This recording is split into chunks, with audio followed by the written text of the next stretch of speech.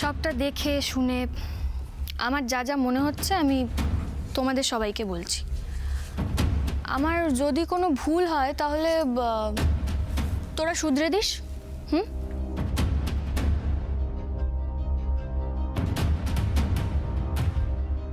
কুণালদার এই বাড়িতে আসার পর দিদিকে ভালো লেগেছে এই কথাটা একেবারেই ভুল। কুণালদার দিদিকে ভালো লাগতো সেটা আমি জানতাম, অনেক আগে থেকেই জানতাম। কিন্তু সেই ভালো লাগাটা যে শুধু ভালো লাগার মধ্যেই সীমাবদ্ধ ছিল না সেটা আমি জানতাম না। আর দিদি কি বললো জানো একটু আগে, কুণালদাকে কেশবের মতো দেখতে, কুণালদার বাড়ি বসিরহাট, এই সব কারণে আমার দিদির কুণালদার প্রতি ফিলিংস এসেছিল। এগুলো কিন্তু একেবারে ভুল, মানে মিথ্যে কথা।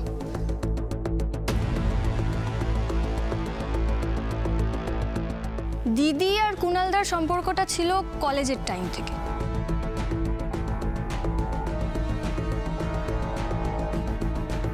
তখন থেকেই ওদের বন্ধুত্ব।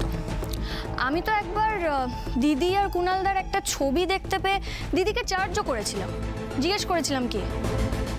দিদি তখন নর্মাল বন্ধু বলে কাটিয়ে দিয়েছিল।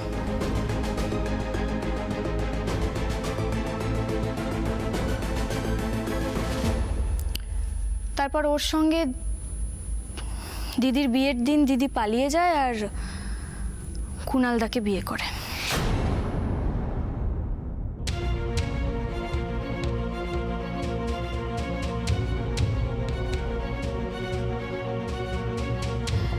এবার আমি যেহেতু কুণালদাকে আগে থেকে চিনতাম এবং আমি একেবারেই কুণালদাকে যেহেতু পছন্দ করতাম না, তাই বলা যায় ওই ঝামেলা এড়ানোর জন্যে আমার দিদি কেশবের আগমন ঘটায়।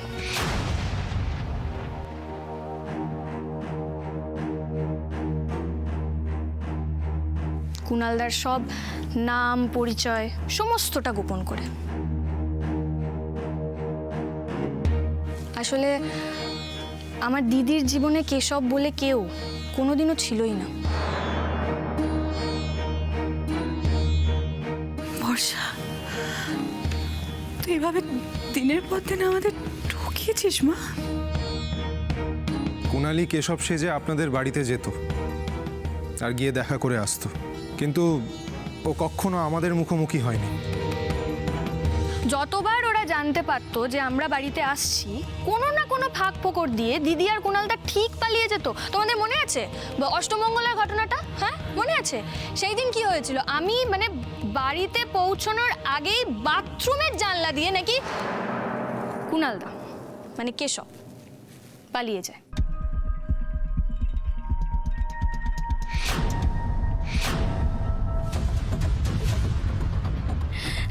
কি অদ্ভুত।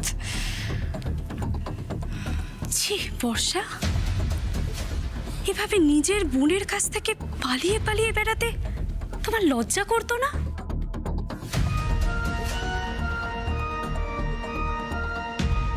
তার উপর আবার ওকে সবার সামনে নানানভাবে তুমি ছোট করতে।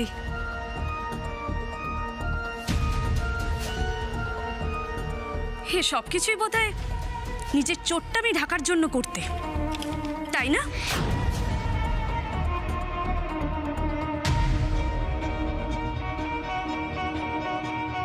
তুমি ঠিক বলেছো কথাটা রোশনিদি। আমার দিদি বরাবরই নিজের দোষ থাকবে বলে আমাকে ছোট করে এসছে। যাই হোক, তারপর আমি যখন এই বাড়িতে প্রথম কুণালদাকে দেখি আমিও খুব অবাক হয়েছিলাম, আমিও প্রচণ্ড শকড হয়েছিলাম। আর কুণালদা সে তো আমার সঙ্গে দেখা হওয়ার পরে কি সুন্দর একটা গল্প আমাকে বানিয়ে বলেছিল, আর আমিও বোকার মতো সেসব বিশ্বাস করেছিলাম। আমার দিদিকে কুণালদা নাকি ভালোবাসতো, দিদির অন্য জায়গায় বিয়ে হয়ে গেছে বলে কুণালদা প্রচণ্ড কষ্ট পেয়েছে, এবার ও জীবনটা নতুনভাবে শুরু করতে চায়, ক্যারিয়ারের দিকে মন দিতে চায়, কত কিছু বাবা।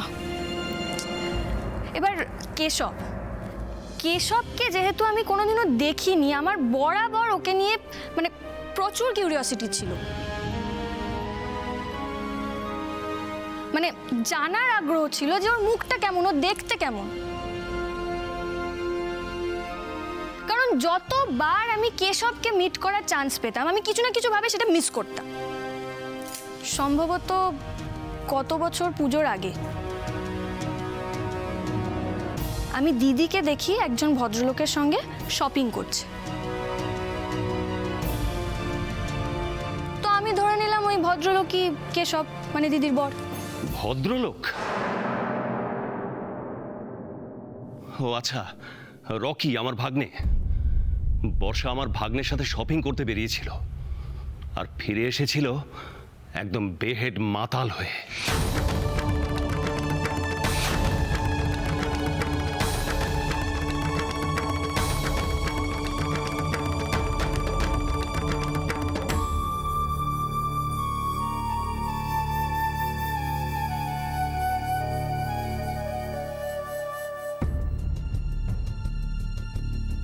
ঠিক আছে, তো দিদি আর কুণালদা তো বেশ নির্বিঘ্নেই ছিল, কোনো প্রবলেম ছিল না ওদের জীবনে।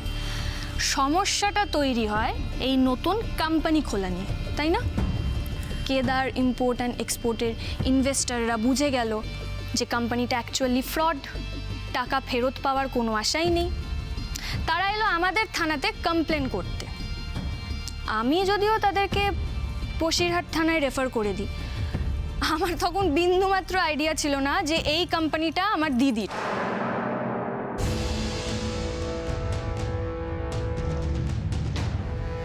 পরে খবরের কাগজে আমি ঘটনাটা ডিটেলে পড়ি এবং পিসেমশাইয়ের থেকেও বাকিটা জানতে পেরেছিলাম।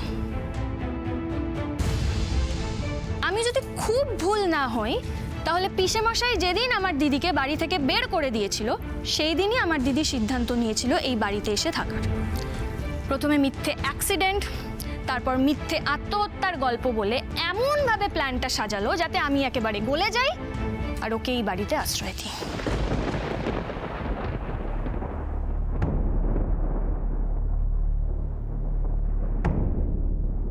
হ্যাঁ, কিন্তু বকুল, আমাকে কয়েকটা কথা বলতো।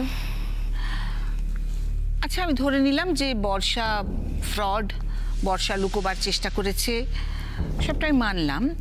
কিন্তু এই সবটাই তো ও নিজের বারাসতের বাড়িতে গিয়ে করতে পারতো, সেখানে গিয়ে তো লুকোতে পারতো।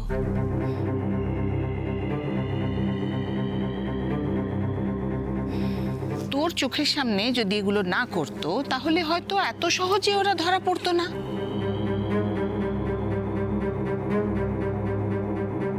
কিন্তু সেইটা না করে আমাদের এই বাড়িতে এখানে এসে থাকার ইচ্ছেটা, এই উদ্দেশ্যটা কি আমি বুঝলাম না তো। আমার ক্ষতি করাই ছিল আমার দিদির একমাত্র উদ্দেশ্য।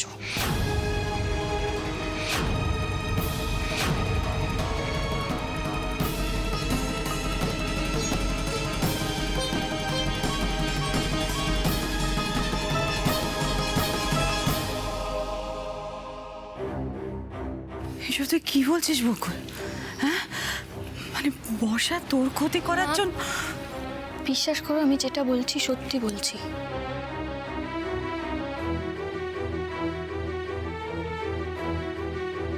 মা, আমিও প্রথমে বিশ্বাস করতে পারিনি যে আমার দিদি আমার ক্ষতি চাইতে পারে। আমি তো কোনোদিনও ভাবতেই পারিনি যে এটা সম্ভব।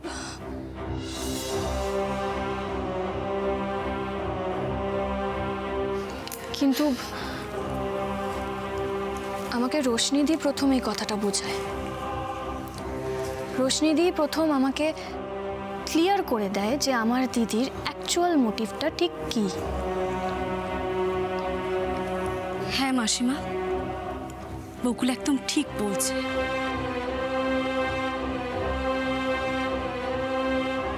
আমি প্রথম বর্ষার ইন্টেনশনটা বুঝতে পেরেছিলাম, কারণ আমি জানতাম বর্ষা বকুলকে কতটা হিংসে করে।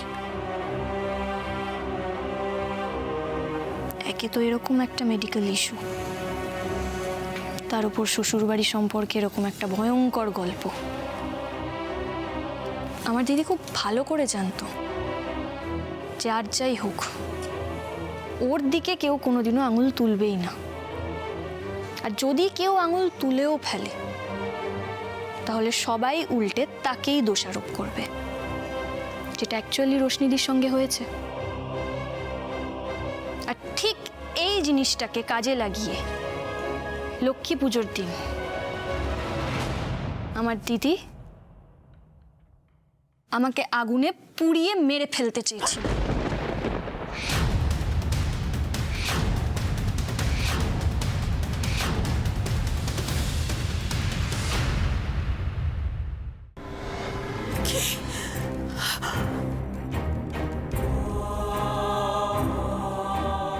আমার প্রথম থেকেই বর্ষার ওপর সন্দেহ হচ্ছিল। আমার মনে হচ্ছিল যে ও যেভাবে বকুলকে সন্দেহ করে ও বকুলের ভালো কিছু করতে পারে না।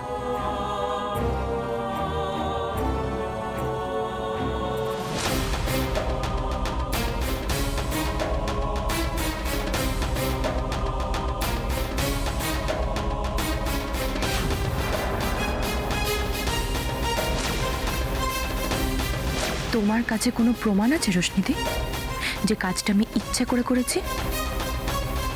নেই তো?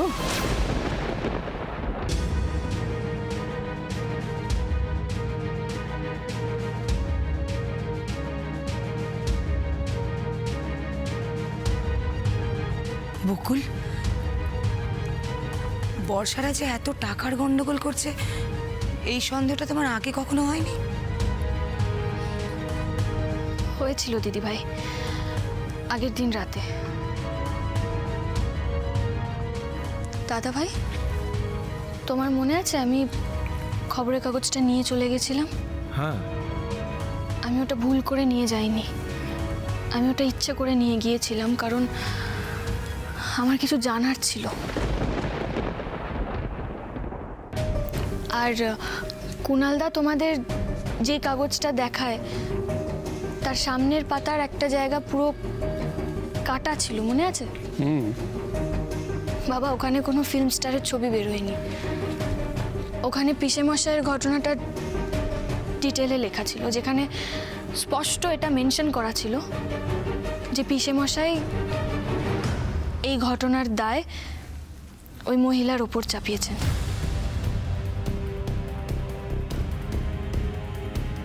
শুধু তাই নয়, ওই মহিলা রীতিমতো পিসেমশাইকে ফাঁসিয়েছে।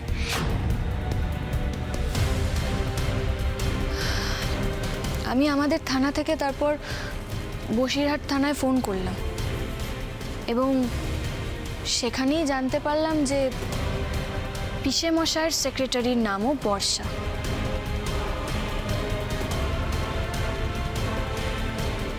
আমি তাও কিছু শিওর হইনি, কোনো সিদ্ধান্ত নিইনি, কারণ আমার কাছে কোনো প্রমাণ ছিল না। কিন্তু তারপর যখন আমি কুণালদাকে জিজ্ঞেস করলাম ওর বাবার সেক্রেটারির ব্যাপারে,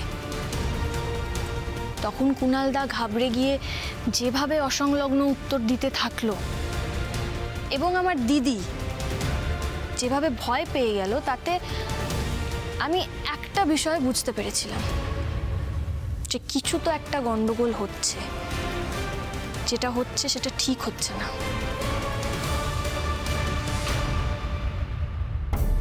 আমার দিদি আর কুণালদা ভেবেছিল এবারও হয়তো পার পেয়ে যাবে, ওদের আসল রূপটা কেউ জানতেই পারবে না। এবং ঠিক সেই কারণে আমাদের বাড়ির ড্রাইভার স্বপনদাকে টাকা দিয়ে প্ল্যান করেছিল যাতে মা আর ঠাম্মি আর টুম্পা মাসি গাড়িতেই আটকে থাকে।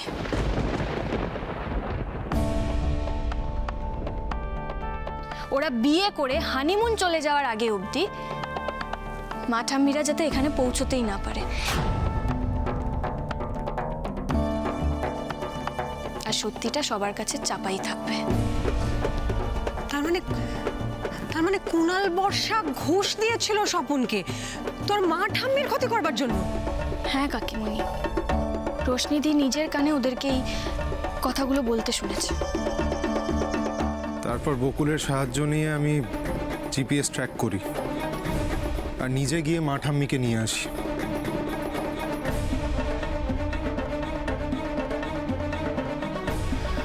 কুণালদাকে আমরা যতবার বলছিলাম যে পিসেমশাইকে ফোন করে বিয়ের খবরটা দাও, ততবার কুণালদা ঠিক কিছু না কিছু করে এড়িয়ে যাচ্ছিল। সন্দেহটা আমাদের তখনই হয়। আর তারপরেই আমি, রোশনিদি আর ও মিলে প্ল্যান করি। তোমার দিদির রহস্য উদ্ঘাটনে পিসে মশাইয়ের কি ভূমিকা থাকতে পারে? উনি কি জানেন বর্ষা সম্পর্কে? এক মিনিট, তখন তোমরা বলছিলে পিসে মশাইয়ের সেক্রেটারির নাম বর্ষা, আর বর্ষাকেও কি সব প্রশ্ন করলে? তাতে বর্ষার আবার মুড অফ হয়ে গেল। তার মানে তোমরা সন্দেহ করছো ওই মহিলা? দিভাই, আমি তোকে পরে সবটা বুঝিয়ে বলবো, কিন্তু আগের কাজ আগে। বকুলের আইডিয়াটা খুবই ভালো, কিন্তু বকুল, একটা প্রবলেম আছে। পিসে মশাইয়ের সঙ্গে আমাদের আগেকার মতো সম্পর্ক নেই, ইনফ্যাক্ট যোগাযোগও নেই। তো আমরা যদি ওনাকে ইনভাইট করি, উনি আসবেন কেন? আমি যা যা ভাবছি সেসব যদি সত্যি হয়, তাহলে পিসেমশাই আসতে বাধ্য। কিন্তু পিসেমশাইয়ের নাম্বার পাবো কোথা থেকে? বাবাকে তো জিজ্ঞাসা করা যাবে না। আর তোমরা কি ভাবছো কুণালকে জিজ্ঞাসা করাটা কি? কুণালদাকে এসব ব্যাপারে কিচ্ছু বলা যাবে না। নাম্বার পাওয়া নিয়ে প্রবলেম হবে না, আমি আছি তো, আমি ঠিক জোগাড় করে নেব। কিন্তু ওনাকে বলবোটা কি? এটাই বলবে যে কুণালদা বিয়ে করছে আর তুমি এই বাড়ির তরফ থেকে ওনাকে নেমন্তন্ন করছো, ব্যাস। এত কিছু যখন জেনে গেছো বকুল, তখন আমারও একটা কথা শুনে রাখো। এরা শুধু তোমাদেরকে মাথায় টুপি পরায়নি, এরা আমাকে দেউলিয়া করে ছেড়েছে। এমনকি যেদিন আমার বাড়িতে লোকজন হামলা করে, সেদিনের আগ পর্যন্ত বর্ষা একবারের জন্য আমাকে বুঝতে দেয়নি যে তুমি ওর আপন বোন।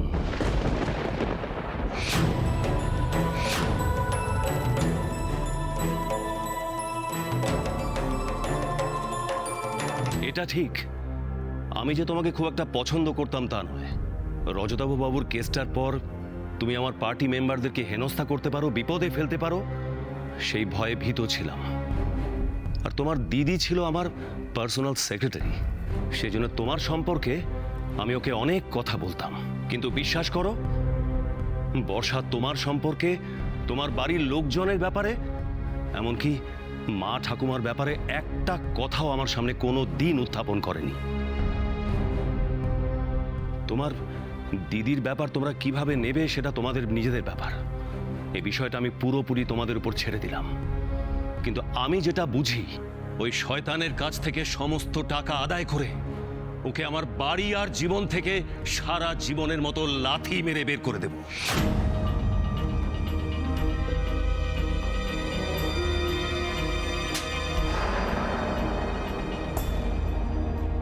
ওর জন্য আমার সব কিছু গেছে, মান সম্মান, প্রভাব প্রতিপত্তি, বাড়ি ঘর সবকিছু।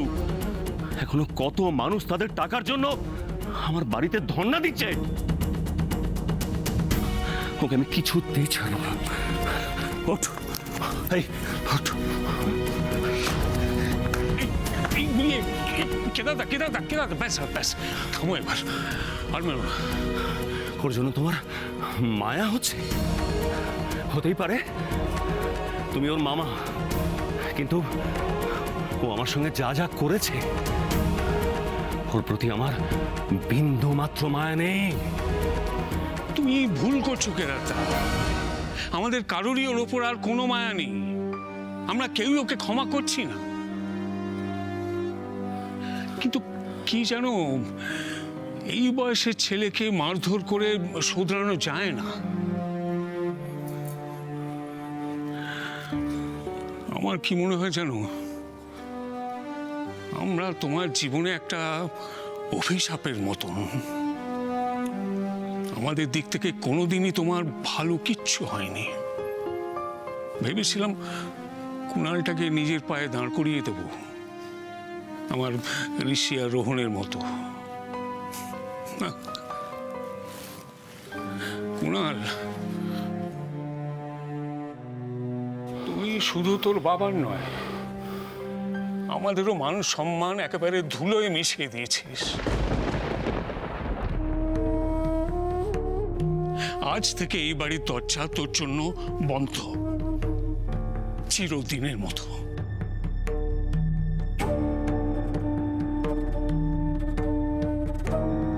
বড়বাবু, খবরদার, খবরদার তুই আর আমাকে মামা বলে ডাকবি না।